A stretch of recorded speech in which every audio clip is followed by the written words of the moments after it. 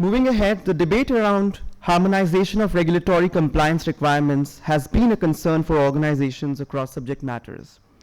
Taking this ahead in the form of a discussion, let's move to our next session on Harmonizing Privacy Governance, World's View on India's Privacy Bill. To moderate this session, I'd like to call upon stage Dr. Kamlesh Bajaj, former CEO DSCI and Distinguished Fellow at East West Institute. Please give a big round of applause. Would now request the panelists for the sessions to take their seats on stage, please. May I call upon Ms. Rama Vedashree, CEO DSCI, Mr. Jacob Gullish, Senior Director of Digital Economy, USIBC, Mr. Alberto D. Felice, Senior Policy Manager, Digital Europe, will be joining us through video conferencing. Due to extenuating circumstances, Mr. Ralph Soor, Deputy Head of Unit DG Justice European Commission, and Mr. S. Gopalakrishnan, Joint Secretary, Ministry of Electronics and IT, couldn't make it. As per the format of the session, Dr. Bajaj would be setting the tone of the discussion, and other panel members would join in as per the flow of the discussion. Also, I would request the panelists to allow some time for Q&A with the audience at the end. With this, I hand it over to Dr. Bajaj. Thank you. Thank you very much. A very good afternoon to all of you, and thanks to DSCI for setting up this panel, and especially to Rama joining after Mr. Gopalakrishnan had an urgent meeting. I will just take it forward from the last two sessions in terms of freedom of expression, and we have seen that in the previous session, that how freedom of expression is something which appears to be in contradiction with privacy. And then we have seen about law enforcement also, in terms of law enforcement, whether they have the capacity to handle, whether they are breaching privacy of individuals.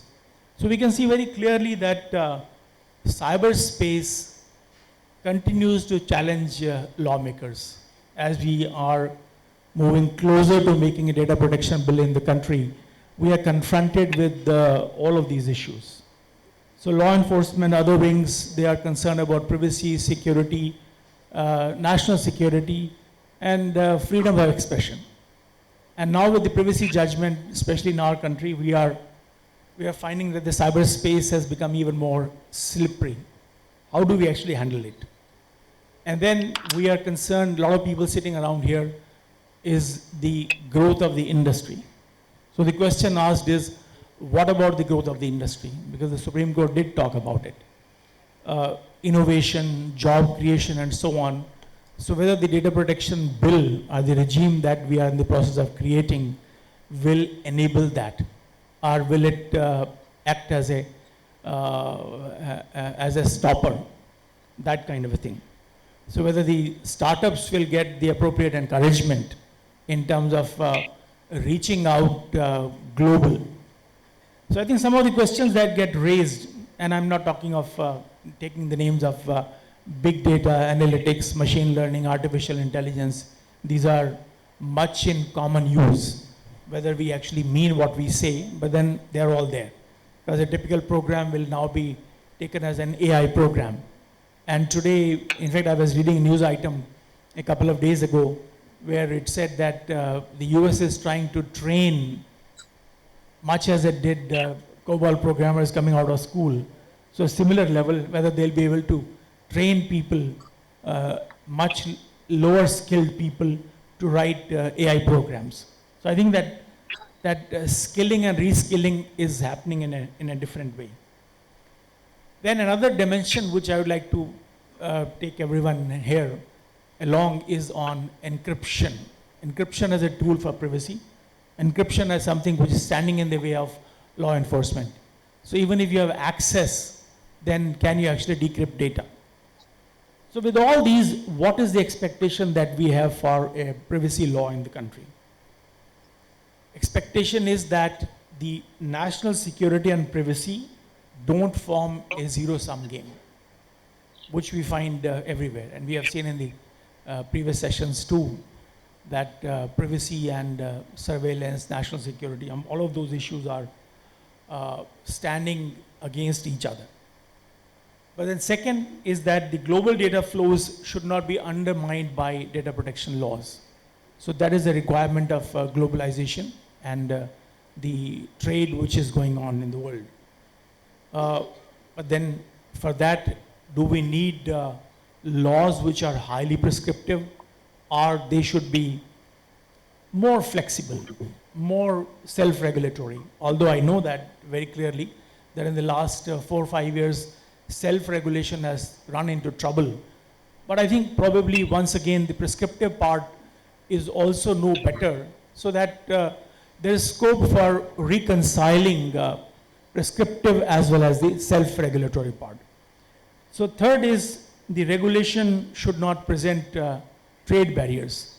In this country, especially as NASSCOM, DSCI, we have long fought against the European Union GDPR in the earlier version, Data Protection Directive, and now the regulation, because it was presenting a trade barrier to the growth of the Indian IT BPO industry.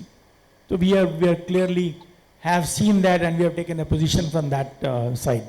And DSCI has before Shri Krishna Committee also taken that position in a strong manner. And then the fourth expectation to my mind is innovation. Whether data-driven innovation shall get undermined by the law, or it should not be allowed to actually undermine the law. And startups should get encouragement in the form of access to low-cost infrastructure, so which is the ready global clouds, and through them access to the global market as well. Industry should continue to grow, economic growth, job creation, increase in GDP. There are many numbers which I think as we go along, maybe I can reel out some of those numbers in terms of the impact of the internet traffic, internet mobile traffic on the growth of GDP. There's a celebrated study which talks about trade flows constituting 10.1% of global GDP, out of which at one stage in 2014, I think the number was $7.8 trillion, out of which $2.8 trillion was on account of only data flows, something in which we as a nation are interested, because our current level is only about $200 billion. So we do not want data protection regime which actually undermines the data flows and the growth of the industry. Then of course, personal information and SPI, sensitive personal information. And our data protection bill is out. So on the specifics, I'm not getting into that. We will see as the time goes by in terms of what we should be talking about. So now with the panel having changed, Rama, do you want me to proceed first with the video presentation, or we can go with Alberto? Yeah. May I request Alberto, the Felice Senior Policy Manager, Digital Europe, to begin with his comments and maybe address some of the issues which I have raised in terms of the expectation. And I have not touched the point of harmonizing of privacy governance, because it's a big term, whether it is possible at all. So I would like to request you to give your views. Thank you, Dr. Bajaj. I hope you can hear me okay there in the room. Please nod if you do. Great. So first of all, thanks a lot for giving me the opportunity to participate remotely. Unfortunately, I couldn't be there. And I would like to congratulate DSCI on what looks like a very compelling event that we're glad to support as Digital Europe. Now, for those of you who may not be familiar with Digital Europe, we are the main trade association representing the ICT industry that operates in Europe. We are both a confederation of the different national trade associations in Europe's member states, from the 28 member states. And also we have direct membership from companies, and these are global companies of various, headquartered in various jurisdictions. That includes Europe, Asia, the US, and the like. So we have in our DNA the issues of local policies such as data protection and the impact of trade and operations of our members throughout the globe. And clearly, I think we stand from the relatively advanced position of Europe, having gone through all the negotiations of the GDPR directly as a trade association, and that was a very steep learning curve for us, a long negotiation, and there's a lot that we've learned in the process and a lot that we're still learning. I think the beauty of GDPR is that, first of all, right now, it is the subject of discussion all over the world, clearly including because of a number of legislative developments worldwide, including in India. It has set the tone, in a sense, for serious discussions around about privacy around the world. I think the first point that I'd like to make is that all the points that you raised in your introduction were either explicitly or implicitly present during the negotiations that led to the reform of the data protection framework in Europe. And that was clearly evident, first of all, in the fact that the legal basis for the European Union acting on privacy in the first place is the internal market. The European Union has a remit to protect the flow of data among member states in the European Union, and that was actually the legal basis that allowed Europe to legislate in this area to prevent a lack of harmonization and a proliferation of national incompatible measures in different member states. And then there's been progress in the constitutional order, if you can call it that, in Europe, both through the treaties and the courts that have clearly elevated data protection and privacy as twin fundamental rights in Europe. So clearly the protection of fundamental rights, the guarantees associated to that, including from a national security perspective, and all the economic consideration of enabling data flows both within Europe and outside European borders, and also the impact on the economy and innovation were clearly part of the picture. Now it's still to be seen where the ultimate balance lies. I think we are dealing with a framework that was already pretty advanced. It's not a total revolution, what we're seeing with GDPR. I would say it's an evolution of what we had already in data protection law in Europe. What has changed is the cost that awareness around data protection and implementation of the practical measures and legal measures, for that matter, that are in GDPR have actually implied for companies.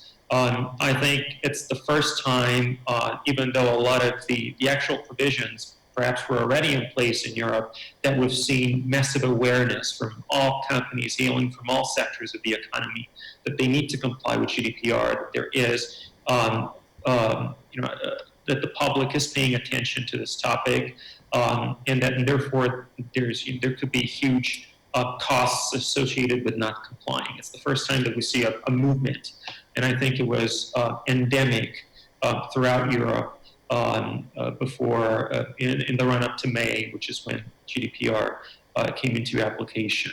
One other point is that I think there was a sort of balance in the GDPR in that the framework was in line with the previous framework and was ultimately able to achieve a level of risk-based on high-level principles that can be implemented both by organizations and data protection authorities in deciding what sort of processing activities are beneficial or not beneficial, and how processing personal data can happen.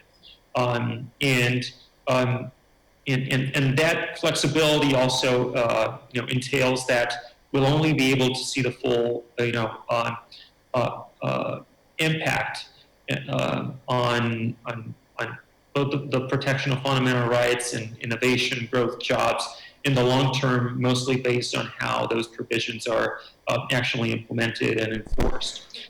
So a lot of those issues are still pending, and what we're going through right now in Europe is engagement with the data protection authorities. That happens both bilaterally. A number of companies have really stepped up their efforts to reach out to their national or regional DPAs to ask for guidance and consult in their operations. And as a trade association, we are involved in all the interpretation of the law that the DPAs are engaging in at the European level and the European Data Protection Board. And how that interpretation happens will actually, decide how much GDPR is a flexible framework that can also, take into account the beneficial data uses and all the innovation that we can that Europe wants to protect for European competitiveness in the long term, or whether we'll see the regulation develop in ways that are less flexible and therefore could impact negatively on European growth and jobs.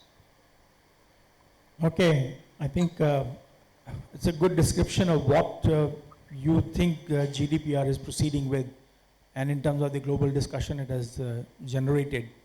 It's a little too early to comment on that, but I'll just like to bring to your notice one report which I have recently seen. This is post GDPR implementation, and there was of course pre GDPR implementation Deloitte report also, which talked about reduction of GDP by something like 173 billion euros as a prediction as a result of implementation of GDPR.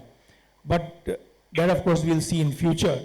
But post GDPR, there is analysis of impact of EU GDPR on the ad tech industry, which suggests that essentially the number of ad trackers that visit websites which are hooking onto EU visitors, that number has gone down. And whereas it stays the same or even more in terms of the Google and other companies. So which in a way is pointing towards lesser market share for smaller players because they find it too costly to comply with GDPR. So smaller companies are finding it difficult, and whereas the larger companies which can easily comply with the GDPR, their market share has even slightly increased. It is based only on 2 months data, and the study carried out by anti-tracking browser clicks and tracker blocker cool Ghostry, which of course the two of them have also merged. So there's a link which I can provide later to you. So this is something interesting and very interesting for us also as we embark upon our data protection bill, which is more or less aligned with the GDPR. That is what can actually happen to these smaller companies, the startup companies and the smaller ones, whether they will find it much more difficult to comply and it will be more cost effective or costly and inefficient for them. But of course, time will tell. But I will now move on to Jay from USIBC, Jay Gullish, who is also based, has been based in India off and on. So his direct views on the India's data protection bill. And before we talk about the harmonizing privacy governance, world's view. So I take it as the USIBC will present views of the world in a different way. So Jay, your candid views on the proposed bill. Well, first, thank you very much to the organizers. Being up here, I'm a little intimidated with being such, with some in between two eminent digital policy experts here in India. So thank you for the opportunity. Just a couple of just high-level opening points. I mean, the first thing I want to say is that this is really the question of our time. this issue of privacy and data and how it's going to impact innovation is something we are all going through at the same time. You know, what's happening out of Europe, GDPR is a European animal built designed for its own market, but has global implications. And clearly they were sort of first out of the, out of the, the box. And so a lot of people are looking to them as a model. And whether that model is good or bad for Europe is to be determined. It's going to take years to figure out. And whether it's good or bad for other jurisdictions is also going to take a while to figure out. As you can tell from my accent, I'm from the United States, but I'm also from California. And so California is going through the same privacy debate. And several, I guess, weeks ago now, maybe 2 months, I actually had the opportunity to see an interaction between Ravi Shankar Prasad, the Minister of IT, and the U.S. California Supreme Court Justice. And they noted that the two innovation hubs at the same time were both going through a similar question: how to balance the tremendous potential of the digital economy and innovation, and we all understand the positives there, particularly California and India, with the criticality of national security, cybersecurity, data fidelity. And that's sort of the fake news. And finding that balance is really going to define where we end up in this next generation of advanced technologies, cloud technologies and AI, information of things. And the questions are going to get harder. The solutions are going to be more difficult. And so at this period in time, this foundational process that we're going through is really, really important. So thank you for the opportunity to speak. I have to commend India on the efforts.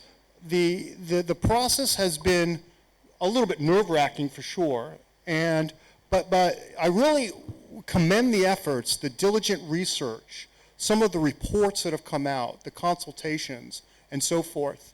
I sat down with a series of privacy experts when the initial consultation came out, and it was so detailed and so thoughtful and so well written, right? Forget about the content, just the depth and awareness. It was impressive.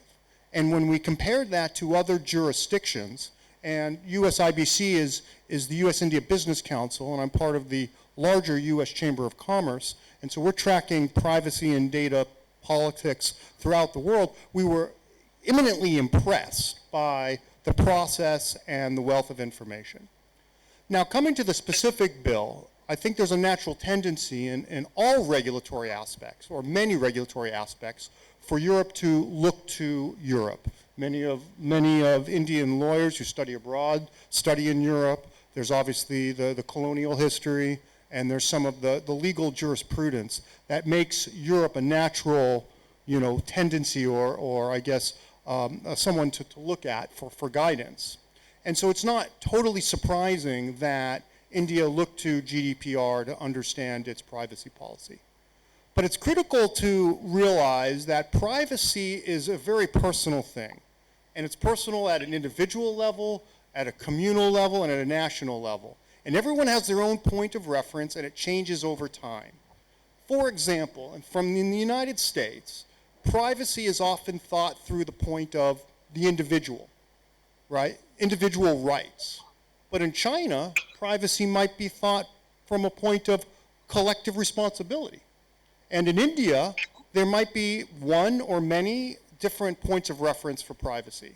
And going through that process to think about it is not an easy one. And it also changes over time.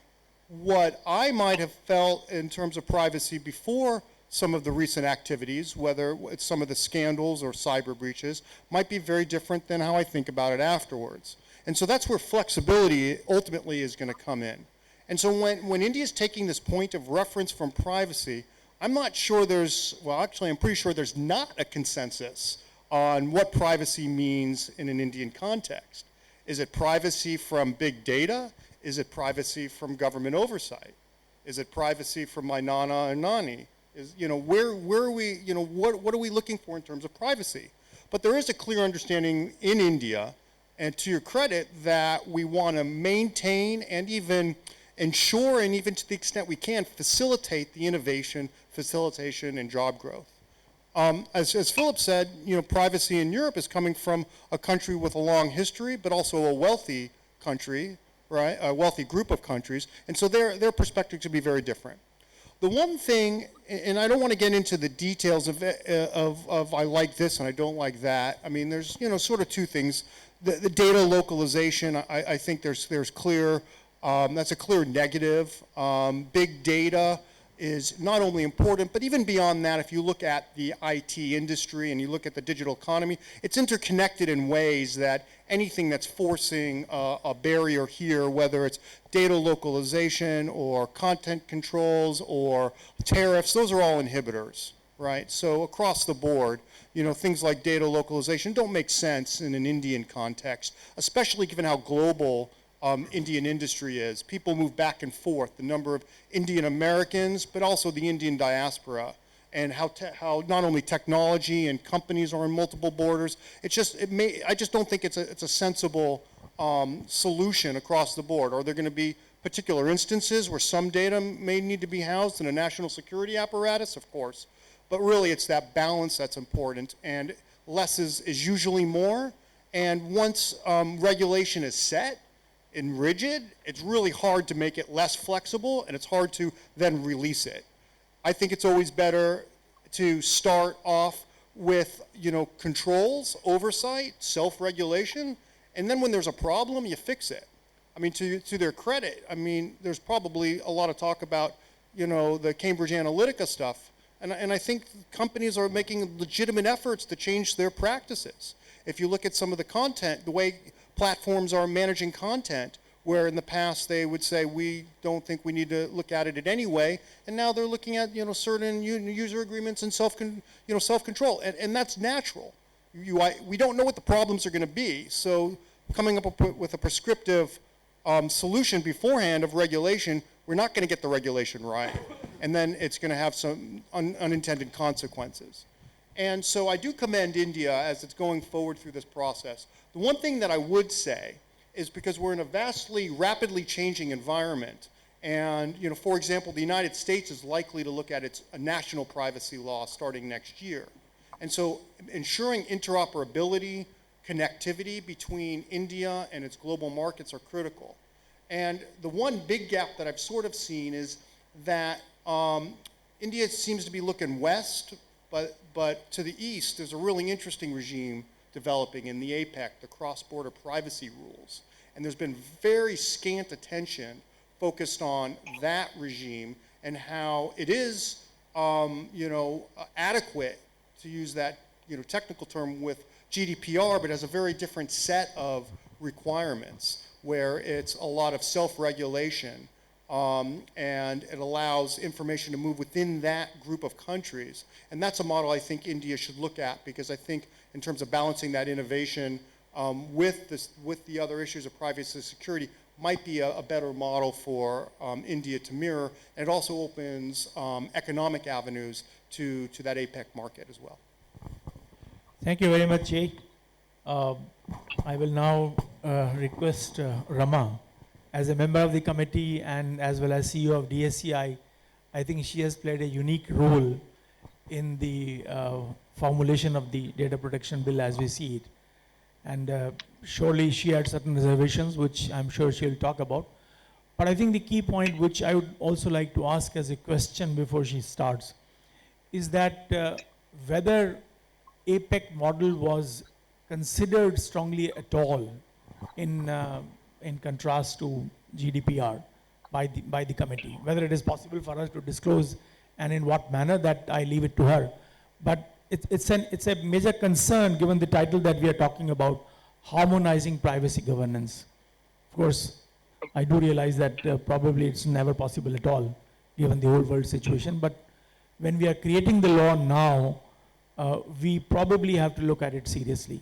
So with these, I will request Rama to give her perspective, both as CEO DSCI and not on behalf of the missing joint secretary, but on what the government thinking was, if at all is possible to talk about it. Thanks, Dr. Bajaj. So first is on the first part of the topic of this session. what are global stakeholders expecting from the data protection, proposed data protection legislation. The first thing I think, because the last year and a half, apart from the committee, I've spent a lot of time with global stakeholders who have sought a meeting, and usually they don't get a meeting with the government members of the committee. So a lot of them were meeting with me, and also because most of them represent industry bodies. One thing uniformly all of them would say is that the way the committee went about, maybe finally they may not agree with some of the provisions of the bill, the way the committee went about publishing a detailed report and a draft bill and gave adequate time and did public consultations with no less than the chair of the committee, traveling to 4 big cities, I think that everybody appreciates. And now, because we have set that expectation, now with the draft bill where the, again, consultations have been sought, I think now again there is an expectation that at least one final round of an opportunity to present their viewpoint is being sought. So that's up to the ministry to accept it or do it or not do it. I think when we meet with any of the global stakeholders, some of the basic principles that we see and which they've been expecting from this bill is somewhere not very different from what India Inc. and Indian IT industry is expecting, which is a surprising thing. We see a lot of commonalities. For example, all of them want a predictable data protection bill so that there are no ambiguities. So when we took feedback from our members or when global industry chambers talk to us, the thing where, government, there are some enabling provisions where government can do something, like for example, government can declare critical personal data, right? I think that concerns not just the global stakeholders, it also concerns a lot of India Inc. So a lot of, when we talk about Indian IT industry or even banks and other user enterprises, all of them have raised a lot of concern on this. So it's not like what the large Indian enterprises and Indian IT industry is articulating is different from what the global stakeholders. So particularly global stakeholders, they care about 3 things. India as a destination for their R&D, for their shared services, or for their analytics. So will this data protection regime affect that? Because increasingly, a lot of global enterprises are choosing India not just for shared services, but for R&D and core, centers of excellence. So will this affect that? Second, EU and geographies like that care about when the data protection legislation is made, will it be adequate and meet their expectations? So for them, it's not, so much harmonization, but India being an adequate nation, meeting their expectations is something that keeps getting articulated, and we have to see how our legislation shapes up. And the third one is the enforcement and the predictability of the regime and the time frames that are given. I think what worries the government, global stakeholders, which they keep articulating to us, and I'm sure they keep articulating to every ministry and Ministry of IT, is when this data, when a comprehensive data protection regime is being made and is getting debated, and everybody was expecting the country's focus would be on this, independent regulators coming up with a lot of other directives, I think that is an extremely worrying sign for any global entity invested in India, investing in India to tap Indian market and also for their operations and R&D. And I think that worries them a lot, and that we keep on hearing quite a bit about it. So that can we wait for this national data protection law to come and get implemented before we come up with independent directives? That I think is something that we keep on hearing about. And the second one on harmony, I don't think this was more a theme to discuss in the session. I think currently the world is watching what our data protection legislation will look at. I think this harmonization is more coming out of the expectations of the EU, the EU GDPR regimes on will our data protection legislation and the enforcement mechanism we create meet the adequacy standards that they may have in mind. But I have, I'm personally concerned about the powers which have been granted to Data Protection Authority, which is, as Jay was mentioning, a European model, our colonial history, and on top of it you add our feudal thinking, then it becomes a deadly mix of bureaucracy. So if we create a data protection authority with such powers as are defined there, section 60 and so many other sections, I think that worries me, because our next phase, at least 5 to 10 years, if you look at 43A reasonable security practices, it took us more than 10 years to create awareness on that within the country. Even medium-sized companies were not aware of what it actually means in terms of reasonable security practices. In terms of privacy, it is even worse, because the understanding of many people is, so what, agar ye data chala gaya to so what, kind of a thing. So many of them really think in terms of, in the companies also. So the phase which is going to be there for the next 5 years, if not 10 years, is on awareness creation. And I'm not saying that is DPA cannot do it. But there's a big role for the industry in that, in terms of self-regulation, a kind of an APEC approach, or our DSCI's own experience, that we have seen in the case of, for example, cyber forensics. What is the level of awareness in the law enforcement agencies? In the previous, I know Madan Oberoi very well, I didn't want to raise any question at that time. But our forensics capabilities have, considering the large scale of crimes which are taking place, our forensics capabilities have gone down, even in the Central Bureau of Investigation, not to talk of other places. And so that level of awareness creation and privacy will take a very, very long time. So what worries me, if the entire focus is going to be on DPA and establishment of that, and then, okay, looking at privacy impact assessments, creating an army of auditors, and asking for reports to be submitted. So the entire focus on real privacy will be lost. So that is my personally major concern, and I think the world is also trying to look at it this way as to how it will really pan out. Not that we can predict it, but it's a open question to be debated. The role of the DPA and the various powers that have been granted, and also some sweeping enabling provisions where government can, where it's not just the authority, there is government. And we have voiced that. We have voiced that in the committee, and even in the latest NASSCOM DSCI submission, we have voiced that. And also the adjudication wing being part of the DPA, I think is a big concern. It's not just a concern for an industry body like DSCI and NASSCOM, but also actual end users, large user enterprises have voiced their concern on that. Mm-hmm. And I'm sure if you talk to civil society, adjudication wing being part of an authority would also worry the civil society who care about remedies for individuals and citizens. Yeah. Alberto, would you like to comment on this? Your experience of GDPR in terms of the role of DPAs, specifically SCCs, prior approval of SCCs, and given that the entire cyberspace is now, the whole life is going to be governed through that. It was 1995 was different, and today it is different. So if everything has to go through that, the kind of big bureaucracy which would be required in the DPAs, how will it actually be get implemented? Yeah.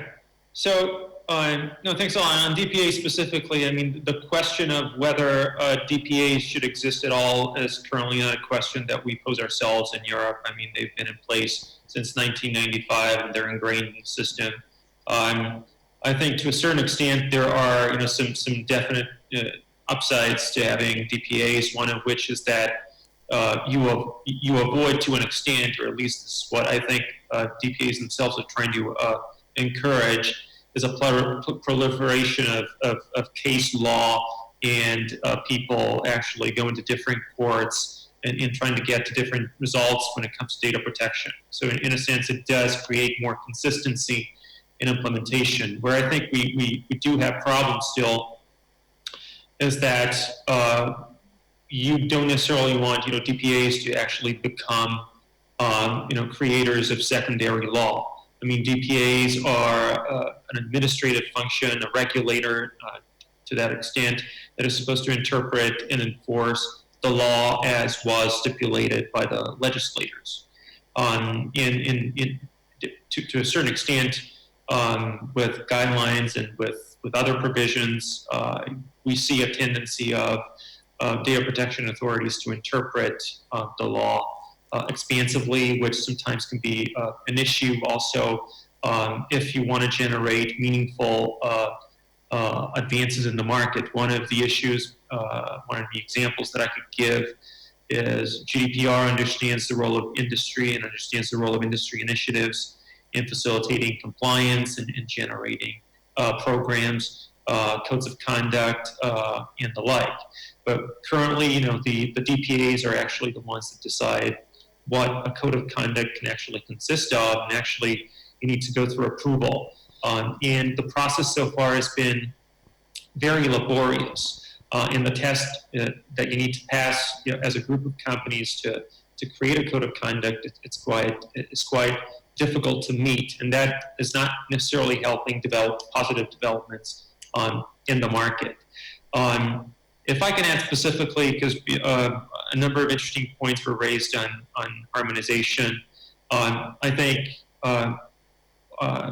clearly one needs to understand that there's different cultures. Privacy is a cultural thing and exists differently in different geographies, and it changes even within the same geography over the course of time. Ultimately, I think those are very concrete decisions that the different geographies need to make. One internal decision that we're going through in the EU is what happens to the UK after Brexit, and how the UK framework will stay aligned or may be able to diverge from the EU framework going forward. There's different schools of thought.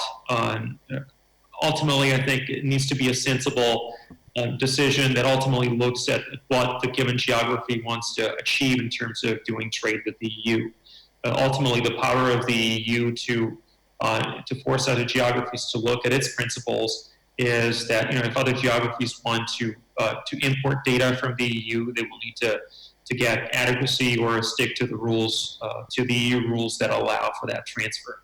And clearly, there is some flexibility, I think, and the European Commission in particular is very, it's unfortunate that Ralph Sauer couldn't be here, but the European Commission is generally speaking very open to finding frameworks that can work with various geographies, to not have total harmonization, but still a proper assessment of the given characteristics of a certain geography or agreement with that geography to allow for data transfers. And so I think this is something that we need to be aware of, and we need to use to the fullest extent possible.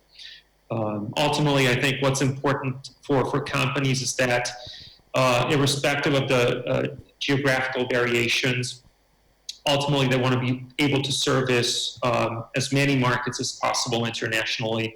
And so a level of harmonization is ultimately useful for companies that operate across borders. Okay. Jay, your comments on the bill, specifically the DPA, Data Protection Authority.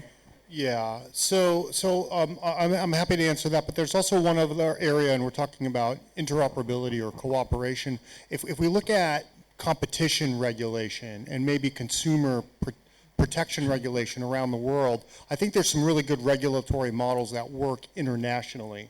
And competition authorities need to coordinate across market. There's a global merger, and the Competition Commission of India needs to coordinate with a series of regulators around the world to review that big deal. And I think if you think about a big data breach or a privacy breach, because inherently it's the digital world, it's also going to cover a number of countries as well. And so there might be some good international models of how competition regulators interact. And they not only interact bilaterally, multilaterally, but they have some of their own organizations, quasi-governmental organizations. And those sorts of organizations are also developing around privacy among DPAs. I think on the bill itself, I'll let others go into the individual comments, and we've provided those to government. But I think there are some top-line guidelines you can really kind of start talking about. And key amongst those is that data localization should be minimized in every way possible. There should be transparency in the system. Any sorts of harm, penalties should be harm-based. They should be, proportional to the issue. Those sorts of things. And there's a couple of other, principles out there that India should look at. And as they look to their global partners, they need to look at what's happening not only in Europe, in the bill that's going to come up in the United States and in Japan. And there are these series of just general privacy principles I think most of us could agree on. And on the specifics, I think we're going to be talking about privacy for the next 5 years, I think. And so I don't want to presuppose what's right or wrong. I want to let Indian decision makers really kind of think this through judiciously. And we've provided our comments, our very specific comments to them, and we'd be happy to discuss those. So I'm very curious to see how the changes from the first draft, I mean, clearly the government got an earful, 300 plus comments. I know some of them are many hundreds of pages. So I want to really see how they internalize those without being, hypercritical of any one issue or that issue. I think, from global industry and Indian industry are the same. Yeah. And so everything raised here is exactly what we're seeing from the U.S. and from U.S. corporations. Thanks, Jay. Before I open the floor, we have 11 and a half minutes. One comment I'd like to make. Basically, that is on the internet traffic and GDP growth, which as industry we are concerned about. Globally, with the 10% growth of internet traffic, there is 1.3% growth in the GDP on an average for each country. But in the case of India, 10% growth in the internet traffic leads to 3.3% growth in the GDP. So I think what we make as a law, we have to see that we do not disturb this. If we can't better this 3.3, we should not reduce it by the way the kind of law that we create, by the way the kind of bureaucracy that we create. We should not hamper the growth of data flows, because we are totally dependent upon cross-border data flows. And if we are looking at big brands emerging out of India, today's startups, then we have to make sure that the law is friendly, that the rules are much more friendlier. So with this, I'd like to open the floor discussion. Any questions, comments, which any of you have? Yes, right there.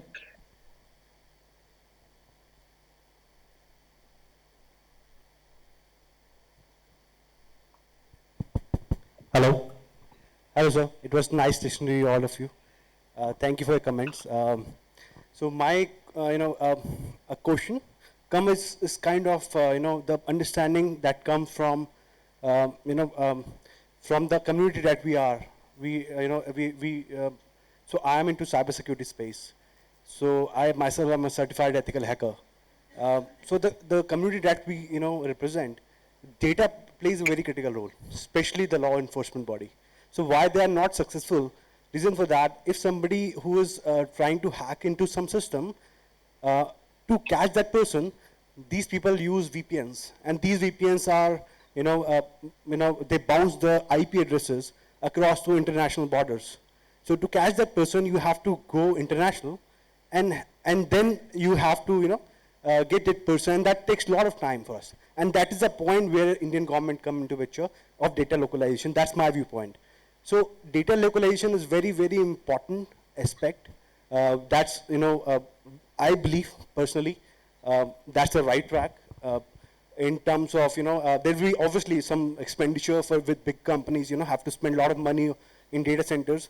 By end of the day, the fruits of, such kind of impact will be helpful for not only, the companies, like, the efficiency rate of, for example, there was a recent study, the efficiency rates increased for, some companies who were using their local data center instead of, sending to US the data.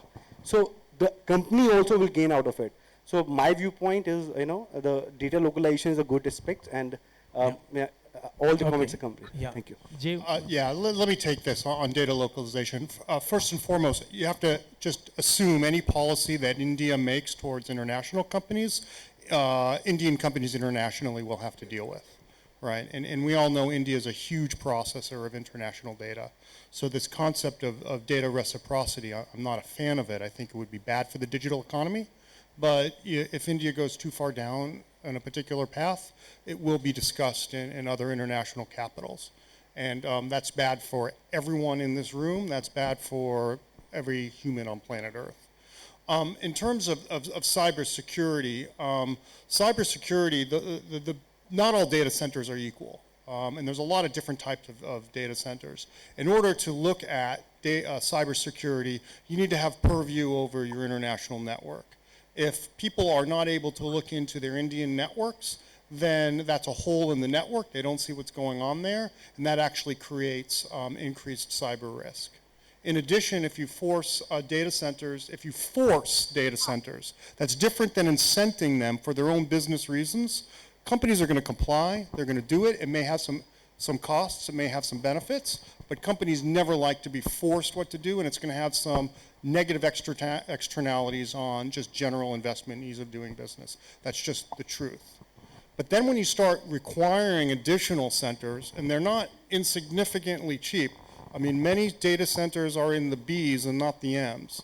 All right, let's just be clear. I mean, we're not talking about small dollars. We're talking very large dollars. In addition, you have to have redundancy, so you're now talking about multiple centers. So it is a very high expense that not only CapEx, OpEx, big companies can deal with that, and they're going to pass it on to you and I. Small companies will avoid it. So that small fintech company will say, I got a great product, I'd love to bring it to India, but rather than India being my first, second, or third market, it's going to be the 9th, 10th, 11th market. So there's a drag on innovation there. There's a few other things. And if you have multiple, I mean, most people think of cybersecurity as actual virtual security. Most cybersecurity problems are physical security. If you start adding additional centers into an architecture, those are additional physical locations for attack vectors. Those are additional locations where software is not updated.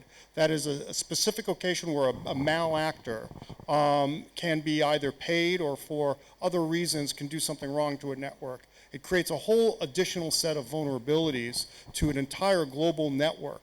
So this idea that it actually increases security, it may have some notional national security, but it actually decreases security. And then lastly, technology and criminals are always ahead of policy.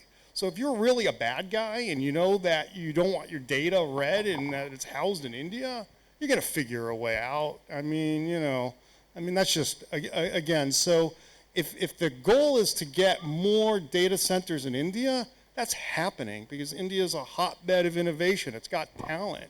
Incent it. It's going to happen, right? But if you require it, it's going to be done reluctantly, and there's going to be negative externalities, and we're never going to figure. It's going to take years to sort of figure that out. And I think, in the end, it's actually a drag on investment, innovation, job creation, all those positive things. And that's just my opinion. Yeah. Okay. Thanks, Jay. Any other? Yes, lady down there.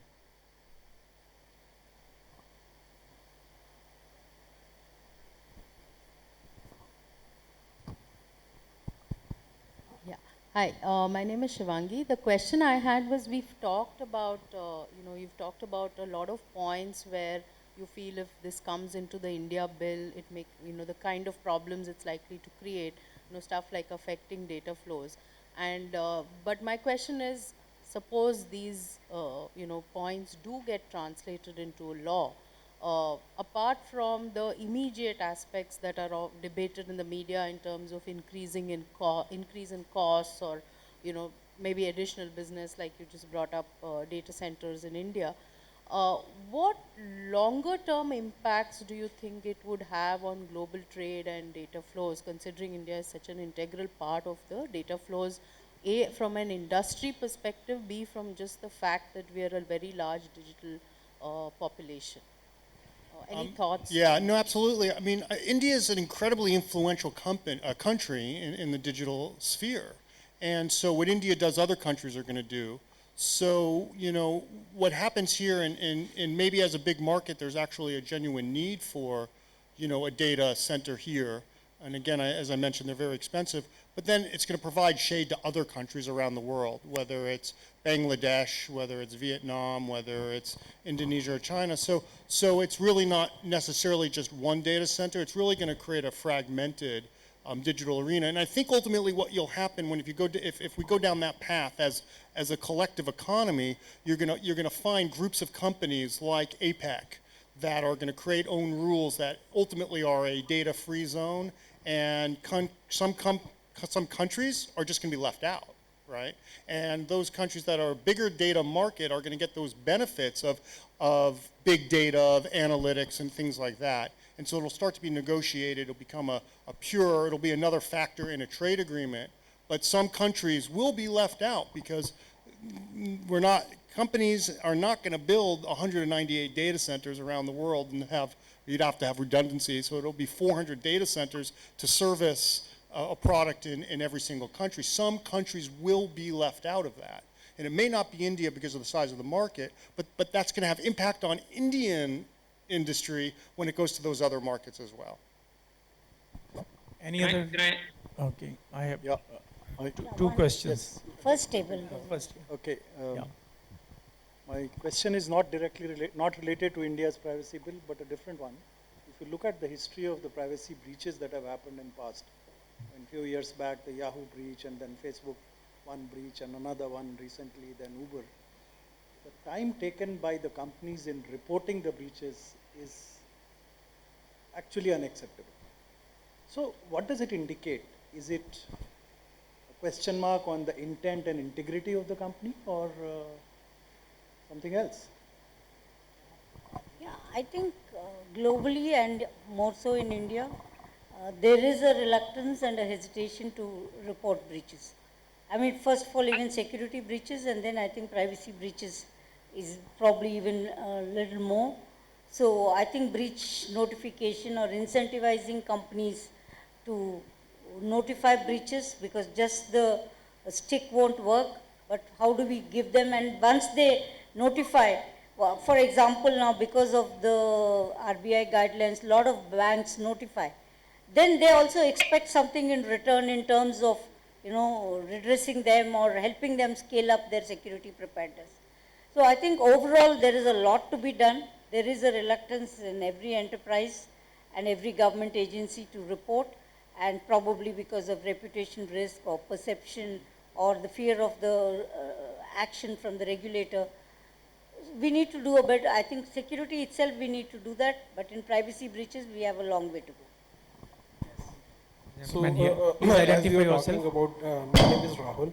So as we are talking about data localization, I'm not sure how it is resonating with the big companies like Microsoft, Amazon, because they have started building their models, or they started selling their solution to Indian companies on the basis that we are going to have a data center in India. Salesforce is doing the same thing. WhatsApp, who was not ready to get, recently RBI, our central banking authority, has asked all payment data has to be as in India. WhatsApp was not agreeing to that, but recently they said that we want to do that. Okay, so this debate on localization and globalization, but I think the companies looking at the Indian market, they're going to do it at the end of the day. So there is no choice for them. So what's your thought on to that? Yeah, I'll be quick. So yeah, Quick, so yeah. they're going to do it because India's a big market. It's got a lot of talent. There's a lot of data skills, right? So if your objective is to bring more digital services to India, just kind of let it happen organically. If you try to force it, there's going to be reluctance there. And then lastly, not all data centers are equal. Companies that offer lots of different services have different data centers for different products and services. So companies should have the flexibility globally to decide when and where there's a business rationale to put a data center in a particular country, right? And they may only be a primary, may not be a secondary. In addition, those data centers are going to interact with a network of data centers globally to share the data, to analyze the data for cybersecurity. So again, anything that sort of is an artificial trade barrier, a must, a have to, and only, that's ultimately going to be a drag on innovation and a drag on the digital economy. If you, again, going back to the beginning, you want more data centers here, incent it. And it's already happening. So you just be really careful on the mechanisms that you're doing to push that. Yeah. I think, Alberto, Can I add? we have reached Yeah.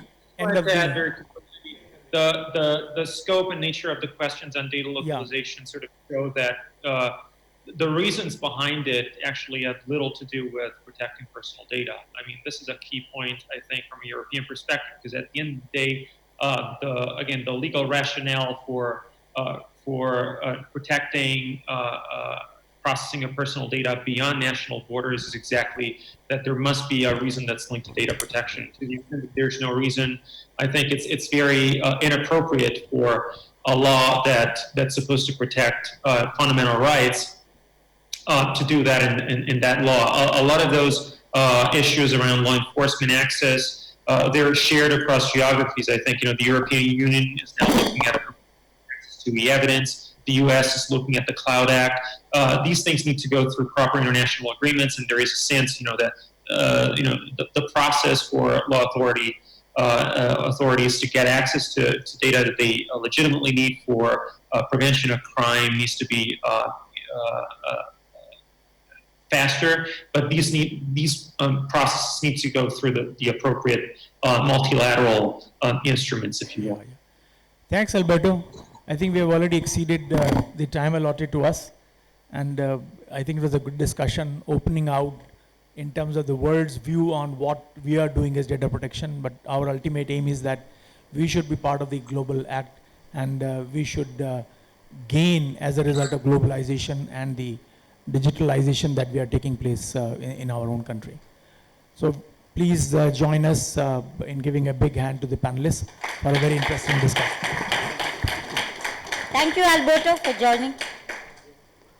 Thank you so Thank you, much for panelists, having on me. shedding the light on the various approaches for governing privacy. Would like to thank once again Dr. Kamlesh Bajaj, Ms. Rama Vedashree, Mr. Jacob Gullish, and Mr. Alberto D. Felice for your views on privacy governance.